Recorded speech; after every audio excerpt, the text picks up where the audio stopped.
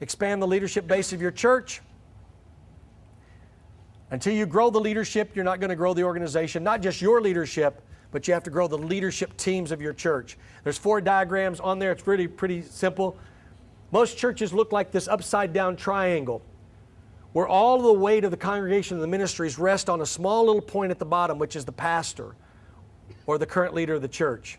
That's why when 90% of the churches in America are under 75, it's because of this diagram right here. There's only one leader in the church. Everything passes through the pastor. He's never built any other leaders, so there's no way to expand the organization. He can only handle about 75 to 100 people, so you're never going to get larger than that because he is the primary leader. All decisions flow through him. All the processes flow through him. He does everything. He or she does everything. In order to begin to become healthy, the first thing that a church needs to do is start recruiting and training some leaders in your church. What did Jesus do when He came? He didn't do solo ministry. He got Him 12. The first assignment, most people try to get to the 3,000 on Pentecost without getting the 12 first. You can't get to the 3,000 until you get the 12. You've got to get a leadership base.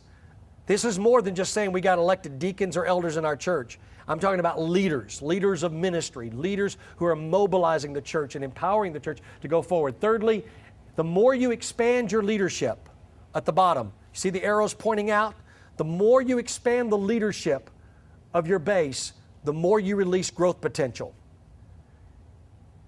You'll never have more growth than what you have leadership to sustain it. You will never have more growth than you have leadership. That's part of that infrastructure, that skeleton we were talking about. So here's what happens. See the dotted triangle?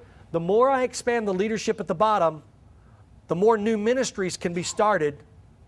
New leaders plus new ministries equals new growth. New leaders at the bottom start new ministries in the middle that produces new growth at the top. New leaders, new ministries produce new growth.